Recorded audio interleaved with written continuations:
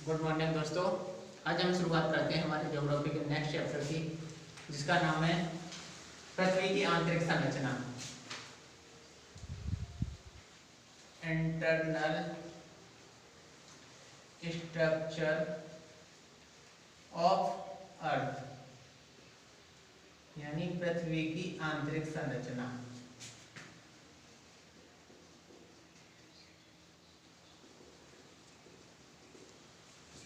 दोस्तों, जैसा कि आपको पता है, अभी तक हम चर्चा कर चुके हैं। सबसे पहले हमने बेस की चर्चा की थी ज्योग्राफी की, उसमें हमने अध्ययन किया था ब्रह्मांड की उत्पत्ति। उसके बाद हमने आकाशगंगाओं की उत्पत्ति को देखा था, फिर सौरमंडल की उत्पत्ति को देखा था। उसके बाद हमने पृथ्वी की उत्पत्ति को देखा था, और पृथ्वी की उत्पत्ति के बाद हमने उसकी एक्सटर्नल स्ट्रक्चर, जो कि बाह्य आकृति है, उसका परिभ्रमण, परिक्रमण, अक्षांश, देशांतर को देखा था। इससे पहले वाले लेक्चर में हम जियोमॉर्फोलॉजी में एंटर किए थे दोस्तों। जियोमॉर्फोलॉजी में हमने जाना था कि जियोमॉर्फोलॉजी की डेफिनेशन क्या है। उसके बाद हमने जाना था कि जियोमॉर्फोलॉजी यानी स्थलाकृतियां हैं, वो स्थलाकृतियां कितने भागों में वर्गीकृत की गई हैं? आपकी 3 भागों में, प्राथमिक, द्वितीयक, तृतीयक। प्राथमिक स्थलाकृतियों में हमने देखा था महाद्वीप और महासागरीय बेसिन। द्वितीय स्थलाकृतियों में हमने देखा था पर्वत है, पठार है, मैदान है। उसके बाद हमने तृतीय स्थलाकृतियों में देखा था आपका यू आकार की द्रोणी, वी आकार की द्रोणी। इसके अलावा जो प्राथमिक और द्वितीयक में नहीं आती है, वो सब किसमें आती है? आपकी तृतीय स्थलाकृतियों में आती है। उसके बाद हमने उसको उत्पन्न करने वाले एक्सटर्नल फोर्स को देखा था। उसमें हमने इंटरनल, एक्सटर्नल को हमने महादेशजनक या एक्सटर्नल जैसे आते हैं, एक्सटर्नल को हमने दिया था अपक्षय में कन्वर्ट किया था। अपक्षय को हमने किस में देखा था? अपर्दन और निक्षेपण के रूप में। उसी प्रकार से हमने यहाँ पर डायस्ट्रॉपिक देखा था। डायस्ट्रॉपिक के बाद हमने क्या देखा था? कैटास्ट्रॉपिक देखा था। ये सब किसमें देखा था? अंतर्जात में। अंतर्जात को हमने 2 भागों में डिवाइड कर दिया था। सबसे पहले हमने अंतर्जात को किसमें? डायस्ट्रॉपिक और कैटास्ट्रॉपिक। डायस्ट्रॉपिक में हमने देखा था महादेशजनक, और हमने देखा था पर्वत निर्माण। उसके अंतर्गत ही भी हम धीरे धीरे आगे गए थे और उसके बारे में जाना था। जबकि हमने कैटास्ट्रॉपिक में या आकस्मिक में क्या देखा था? आपका देखा था भूकंप और ज्वालामुखी। अब इसी के आगे बढ़ते हुए हमने उस लेक्चर में कहा था कि हम पृथ्वी की इंटरनल स्ट्रक्चर जब पढ़ेंगे उसको और डिटेल में देखेंगे। तो हम इंटरनल स्ट्रक्चर को जानने के लिए सबसे पहले हम जानते कैसे हैं, ये तो हमें पता होना चाहिए। तो जब हम पृथ्वी की इंटरनल स्ट्रक्चर के बारे में बात करते हैं, या तो हमें, क्योंकि हम एंटर तो कर नहीं सकते हैं, जिस प्रकार से हम आसमान में ऊपर जा सकते हैं उस प्रकार से हम पृथ्वी के अंदर तो नहीं जा सकते, क्योंकि पृथ्वी तो वैसे ही टेम्परेचर इतना हाई है कि उसमें तो जल के वैसे भी खत्म हो जाएंगे। तो हमने पृथ्वी की इंटरनल स्ट्रक्चर को जानने के लिए जो भूकंप आता है, भूकंपीय तरंगों का सहारा लिया था। वैज्ञानिकों ने भूकंपीय तरंगों को इस प्रकार से एनालिसिस किया था कि उससे पृथ्वी की इंटरनल स्ट्रक्चर का हमें काफी ज्ञान हो गया। उसके अलावा अगर हमारा दूसरा सोर्स है तो वो ज्वालामुखी है। उसके साथ ही हम, क्योंकि वॉल्केनिक आते हैं, जो वॉल्केनिक होते हैं उसमें क्या होते हैं, हमारा नीचे से मेंटल से लावा आता है। लावा कैसा होता है, इसका फॉर्मेशन कैसे होता है, इसके बारे में हमें उससे भी पृथ्वी की जानकारी मिलती है। इसके अलावा हमारे जैसे एक्सटर्नल पार्ट में हम देखें तो मीटियोराइड्स हैं और कोई दूसरे ग्रह हैं, उनके बारे में भी जानकारी इकट्ठा करके, अध्ययन करके हम पृथ्वी की इंटरनल स्ट्रक्चर को जान सकते हैं।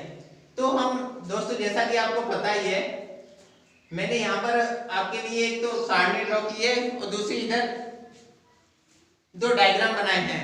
उन्हीं डायग्रामों के सहारे से हम इसकी थ्योरी है उसको जानेंगे। लेकिन उससे जानने से पहले हमें क्या जानना जरूरी होता है दोस्तों? हमें जानना होता है कि इंटरनल स्ट्रक्चर में क्या क्या चीजें जानेंगे हम। तो उसमें सबसे पहले हम जो मेनली अध्ययन करते हैं वो किसका करेंगे? हम भूपर्वटी का अध्ययन करेंगे। उसके बाद हम धीरे धीरे नीचे जाएंगे। तो सबसे पहले इसके इंटरनल स्ट्रक्चर की जानकारी हमें एडवर्ड स्वेस के द्वारा दी गई थी। एडवर्ड स्वेस एक भूगोलवेत्ता थे। उन्होंने क्या किया था? इसका वर्गीकरण किया था। क्या नाम था उनका? Edward Suez. एडवर्ड स्वेस ने पृथ्वी की 3 सीमाओं में विभाजित कर दिया था, जिसको आप नाम देते हैं सियाल, सीमा और नीफे। दोस्तों ये नाम दिए गए हैं, ये इनकी प्रकृति के आधार पर दिए गए हैं। जैसे SI से यहाँ क्या बना, सिलिका है, और AL से क्या बना, एल्यूमिनियम बना। उसी प्रकार से आगे हम बढ़े तो SI से सिलिका बना, आगे मैग्नीशियम बना। आगे बढ़े जैसे नीफे में तो Na से क्या बना, निकेल बना, Fe से क्या बना, फेरम बना, फेरस बना, यानी लोहा। तो ये क्या है, हमारे मिनरल्स हैं। मिनरल्स के आधार पर एडवर्ड स्वेस ने क्या किया था कि इसको 3 भागों में डिवाइड कर दिया था, जो कि आपके सामने है, पहला, दूसरा, तीसरा। और ये क्या था आपका, अगर इसे जैसे डिवाइड करें, अगर किलोमीटर के हिसाब से देखते हैं तो 0 से 35 किलोमीटर आपका क्या है, सियाल है। हम इसको आगे और कन्वर्ट करेंगे और सामान्यतः 35 से उस टाइम पे 885 यानी 2885, जिसको हम सामान्यतः 2900 किलोमीटर बोल देते हैं, ये क्या है, आपकी सीमा है। और तीसरा अगर नीफे को हम देखते हैं तो नीफे क्या है, जैसे 2885 से लेके आपका है ये 6371 किलोमीटर। तो ये एडवर्ड स्वेस ने दिया था, जिसको सियाल सीमा और नीफे नाम दिया था। इसी को आगे चल के क्या नाम हो गया, आपका नाम हुआ, जो कि मैंने यहां पर बताए हैं। सियाल सीमा को हमने क्या दे दिया, क्रस्ट, मेंटल और कोर नाम दिया। इसी का जैसे सियाल को हमने क्रस्ट दे दिया, सीमा को हमने मेंटल कह दिया, और नीफे को हमने क्या कह दिया, कोर कह दिया, और इनकी सीमा हमने विभाजित कर दी। तो अब आगे क्या जानेंगे हम, इनकी जगह क्या यूज करेंगे, क्रस्ट है, मेंटल है, कोर है। लेकिन उससे पहले जैसा कि मैंने पृथ्वी की उत्पत्ति में भी आपको बताया था और वहां पर आपको समझाया था कि हम किसकी चर्चा करेंगे, कि पृथ्वी की उत्पत्ति में क्या हुआ था, 3 क्रियाएं हुई थी। सबसे पहले तो क्या हुआ था, सॉलिडिफिकेशन हुआ था, यानी ठोसीकरण हुआ था, जिसको आप घनीभूतीकरण भी बोल सकते हैं। ये पृथ्वी की उत्पत्ति के समय हमने चर्चा की थी, घनीभूतीकरण या ठोसीकरण भी कह सकते हैं। इसके बाद क्या हुआ था, पृथक्कीकरण हुआ था। पृथक्कीकरण के बाद शीतलन आपकी प्रक्रिया हुई थी। तो घनीभूतीकरण में क्या हुआ था, जैसा कि आपको पता है कि हमारा अभी यहाँ का कोर का टेम्परेचर कितना है, 6000 डिग्री सेल्सियस। तो हमारी पूरी पृथ्वी का लगभग टेम्परेचर कितना था, 6000 डिग्री सेल्सियस। तो उसमें क्या था, जैसे आप कभी तेल को देखते हैं, तेल है, जैसे गर्म करते हैं तो वो क्या है कि सारा का सारा तेल एक जैसा ही होता है, उसमें कुछ भी जमाव नहीं होता। लेकिन जैसे ही आप जैसे डालडा वगैरह उनको भी गर्म करते हैं और उनके बाद उनको ठंडा करते हैं, तो ठंडे के बाद क्या होता है, नीचे का टेम्परेचर उनका हाई रहता है, लेकिन ऊपर के टेम्परेचर में उस पर क्या जम जाती है, परत जम जाती है। वही परत तो क्या है हमारी, ये समझ सकते हैं, भूपर्पटी है या क्रस्ट है।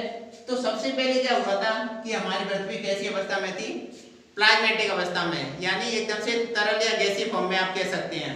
गैसीय फॉर्म में से उसमें क्या हुआ था, जैसे धीरे धीरे उसका ठंडा होना शुरू हुआ था, जो कि मैंने आपको बताया था कि विखंडन और संलयन प्रक्रिया में बताया था कि यहाँ पे विखंडन और नाभ की संलयन प्रक्रिया दोनों साथ हुई थी। तो घनीभूतीकरण क्या हुआ था, उसमें सारा जो भी मेटल से या पार्टिकल्स थे वो एक दूसरे में मिलने लगे। लेकिन पृथक्कीकरण की प्रक्रिया जब हुई थी, तो पृथक्कीकरण की प्रक्रिया में क्या हुआ था, हमारे जैसे भारी पार्टिकल्स क्या थे, कोर की तरफ जाने लगे, यानी सेंटर की ओर जाने लगे, और छोटे पार्टिकल्स थे वो आपके कहां पर आने लगे, ऊपर आने लगे। जैसे कि मान लो ये अर्थ है, इसमें से जैसे सेंट्रल में क्या हो जाए, सेंट्रल में जैसे हमने लोहा गिराया, लकड़ी गिराई, ऐसे बहुत सारे पार्टिकल गिराए, तो लोहा निकल कहाँ जमा हो जाएंगे, आपके सेंटर में जमा हो जाएंगे, और लकड़ी या कुछ और पार्टिकल है वो कहाँ पर जमा हो जाएंगे, आपके क्रस्ट में चले जाएंगे। इसी प्रकार से जैसे हम उनको क्या नाम दे दिया, जैसे ऑक्सीजन है, सिलिका है, वो कहाँ पर जमा हो गए, आपके क्रस्ट में चले गए। और कोर में क्या आ गए, आपके कोर में आ गए आपके, जैसे अगर इसी को आप जैसे डिवाइड करो, मान लो ये क्या हो गया, ये सियाल या क्रस्ट, सीमा नीफे या क्रस्ट, मेंटल और कोर कहा है मैंने। तो ये छोटे पार्टिकल कहाँ आ जाएंगे आपके क्रस्ट में या सियाल में।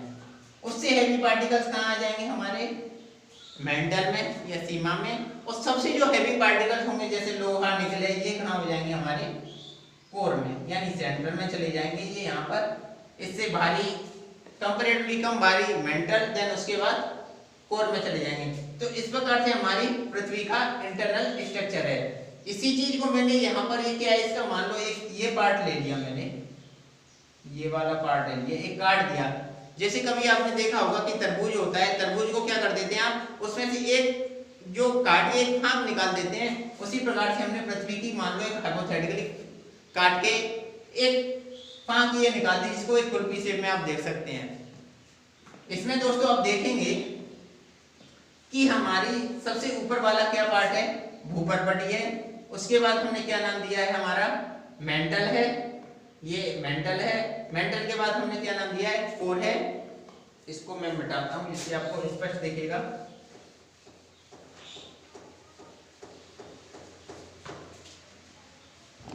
ये आपकी क्या है, भूपर्पटी है, और ये आपकी क्या है, मेंटल है,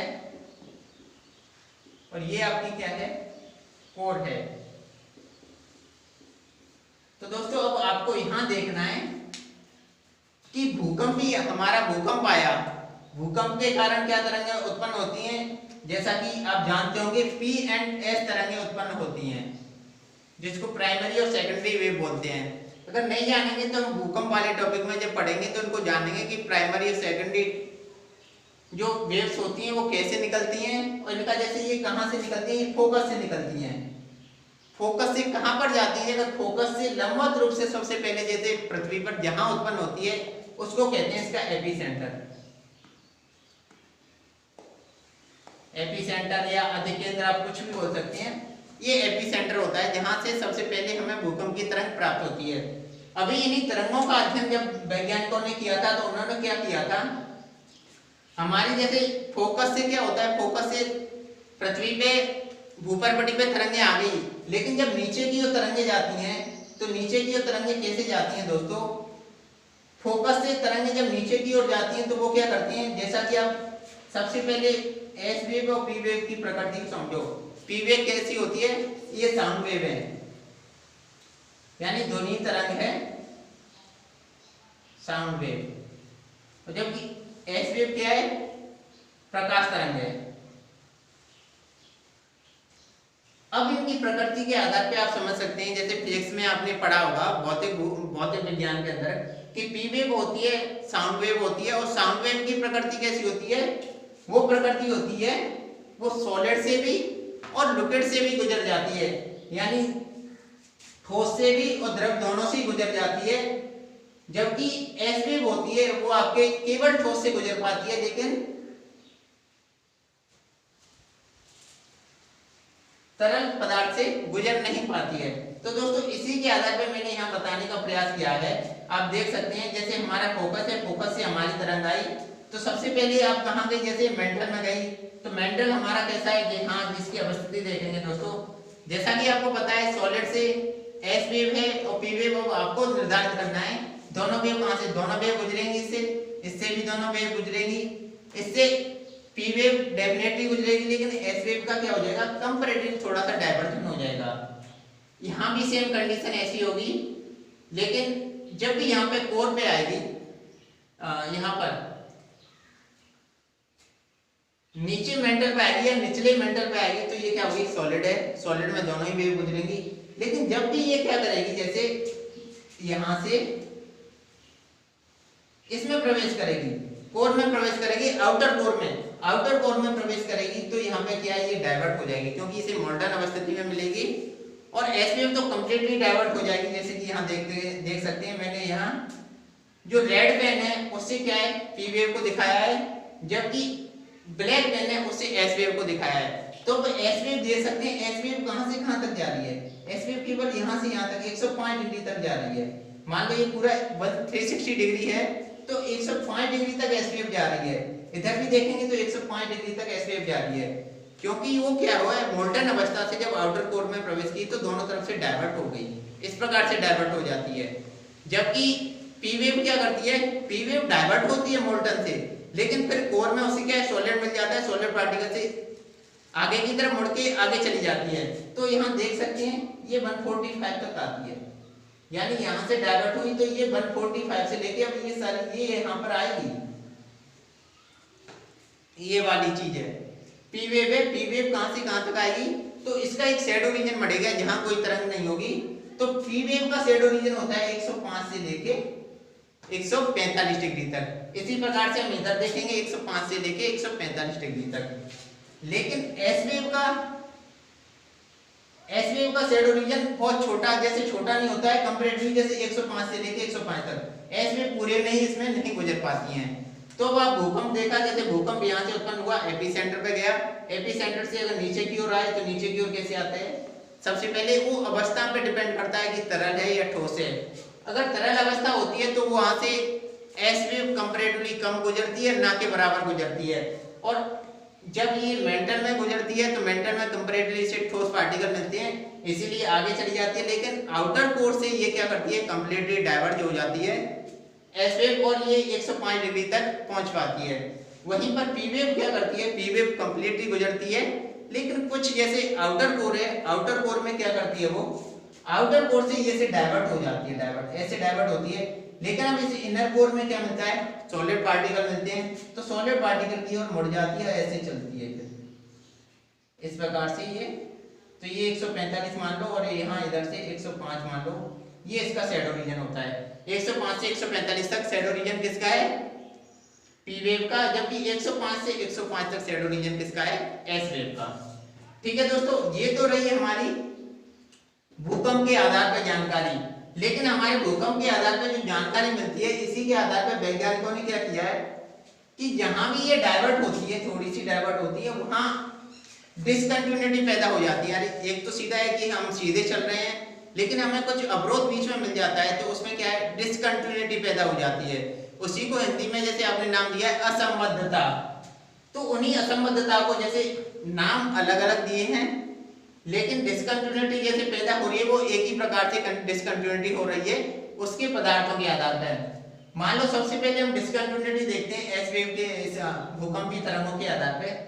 तो हम क्या देखते हैं दोस्तों, सबसे पहले जैसे हमने हमारी पृथ्वी को हमने देखा भी, किसमें देखा था, सियाल सीमा और निफे में, या क्रस्ट मेंटल और कोर में देखा था दोस्तों। तो अभी मैं यहाँ बताना चाहूंगा कि जब भी जैसे अभी थोड़ा सा इसका माइक्रो क्लासिफिकेशन करते हैं, तो यानी सबसे ऊपर क्या है, आप सरफेस में, सरफेस से आप कहाँ पर जाते हैं, 35 किलोमीटर तक अंदर जाते हैं, यानी 35 किलोमीटर तक आप अंदर खुदाई करते हैं। तो आप क्या जानते हैं, यहाँ पर महाद्वीप और महासागर दोनों ही हैं। तो ये क्या है, ये आपकी मेनली क्रस्ट है। क्रस्ट कहाँ तक है आपकी, 0 से 35 किलोमीटर। अगर आपको दिखाना है जैसे महाद्वीप अलग है, महासागर अलग है, तो वहां पर क्या है कि डिसकंटिन्यूटी पैदा हो जाएगी। तो उस डिसकंटिन्यूटी को नाम दिया इन्होंने कोनार्ड। दोस्तों ये शब्द आपको याद रखना बहुत जरूरी है, क्योंकि ज्यादातर परीक्षा में यही पूछा जाता है कि आप सीधा क्वेश्चन पूछ लिया जाएगा कि भूपर्वटी में महाद्वीप और महासागर के मध्य कौन सी डिसकंटिन्यूटी या असंबद्धता रेखा पाई जाती है। आपके विकल्प हो सकते हैं, कोनार्ड हो सकता है, मोह हो सकता है, सैमुल, कुछ भी हो सकता है। तो दोस्तों ये है कोनार्ड, ये पाई जाती है आपकी महाद्वीप और महासागर के मध्य। अब हम आगे चलते हैं दोस्तों, तो आगे चल के क्या देखते हैं, जब भी आप जैसे अब हमने 0 से 100 किलोमीटर तक गए, 35 से सीधा 2900 किलोमीटर तक आपका क्या है दोस्तों, मेंटल अवस्था है। लेकिन अब 35 से यानी 0 से 100 किलोमीटर गए तो इसका नाम हमने बोल दिया है यहाँ स्थल मंडल या लिथोस्फीयर। क्या नाम दिया है दोस्तों यहाँ, लिथोस्फीयर। 100 से 100 किलोमीटर से 400 किलोमीटर के मध्य जैसे जाएंगे, तो हमने जब भी कंप्लीटली क्या है 0 से 400 किलोमीटर के मध्य, इसका नाम दिया है हमने दुर्बलता मंडल। दुर्बलता मंडल है, तो दुर्बलता मंडल से आगे हम चलते हैं, जैसे 400 से 700 तक चलते हैं, तो ये क्या हो जाएगी ऊपरी मेंटल, और ऊपरी मेंटल से जैसे ये क्या हो गई आपकी आउटर मेंटल, और ये क्या हो गई आपकी ये है आपकी 700 से ये है इनर मेंटल,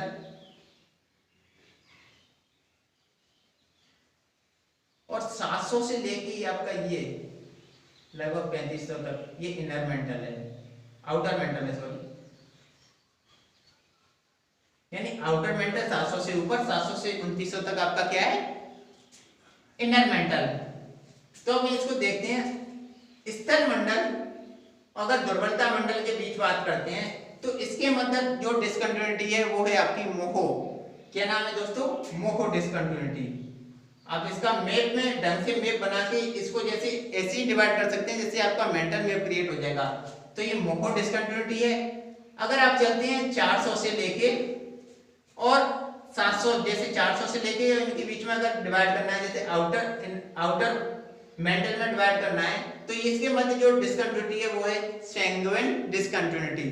आप कहेंगे दुर्बलता मंडल और आउटर मेंटल के मध्य कौन सी डिसकंटिन्यूटी है, वो है आपकी सैंग्विन।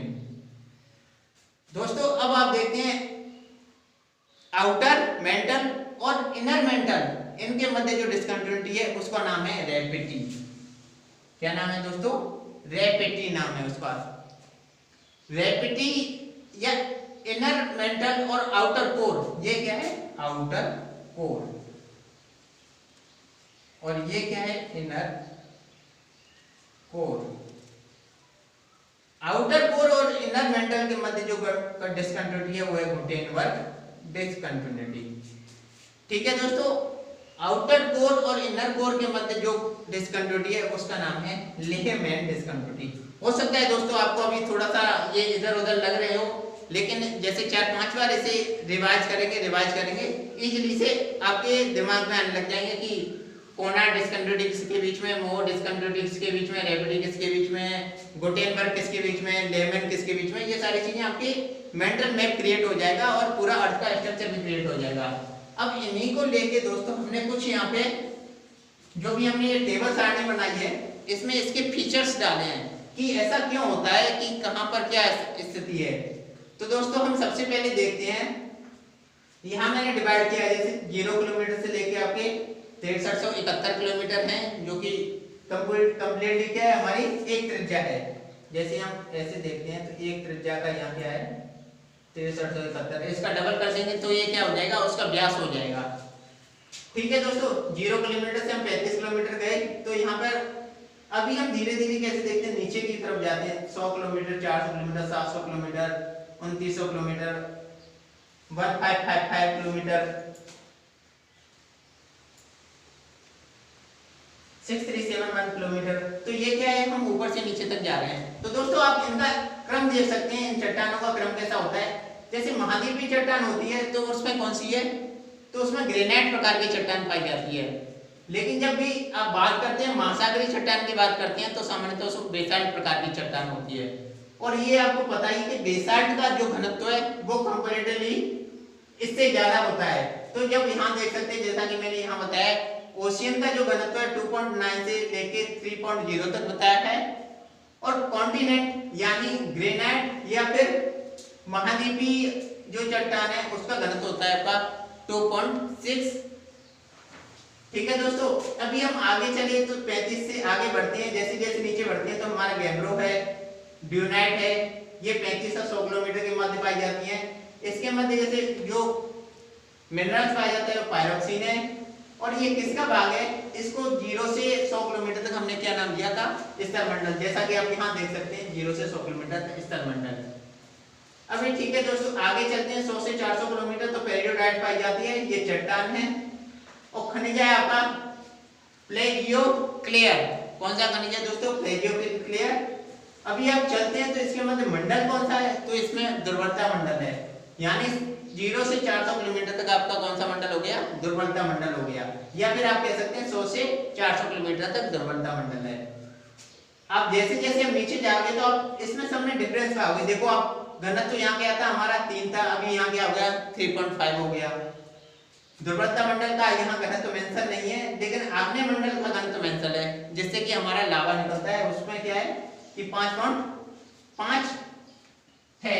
जबकि इसमें जैसे देख सकते हैं इसकी जो गहराई है वो है आपकी 400 किलोमीटर से लेके 700 किलोमीटर तक। दोस्तों जैसे ही हम नीचे जाते हैं 700 से 2900 जाते हैं तो ऑल इवन प्रकार की चट्टान पाई जाती है। 2900 से नीचे गए 5155, तो इसमें क्या पाया जाता है, निकेल और सिलिका, यानी निकेल और फेरम ये क्या है 86% पाया जाता है, जबकि सिलिकॉन पाया जाता है वो 14% पाया जाता है। अभी हम आगे गए तो कोर में क्या है, सामान्यतः 99% क्या है आपका निकेल और फेरम है, यानी ये क्या है हैवी पार्टिकल है। इस प्रकार से ऊपर से नीचे जा रहे हैं। अगर आपको क्रम का भी याद करना है तो इसी प्रकार से आप इंडेक्स बना सकते हैं और इसको ऊपर से नीचे तक व्यवस्थित कर सकते हैं। अगर आपका कोई सा भी क्वेश्चन आता है, अभी इस क्वेश्चन इस इंडेक्स और आपकी ये वाले डायग्राम, दोनों डायग्राम से आपका सारे क्वेश्चन लगभग सॉल्व हो जाएंगे। बहुत कम ही ऐसी चांस होंगे कि आपके क्वेश्चन सॉल्व नहीं हो दोस्तों। अभी यहाँ देखा नहीं कि आपको मिला, सबसे पहले पायरोक्सिन मिला, रेडियोक्लेयर मिला, ऑर्थोक्लेयर मिला, ये कहाँ मिला था आपका को मेंटल रीजन में, इसका नाम आपने मध्यमंडल दिया था। अगर बात करें हम आउटर कोर की बात करते हैं तो इसका नाम हमने बैरीमंडल नाम दिया है।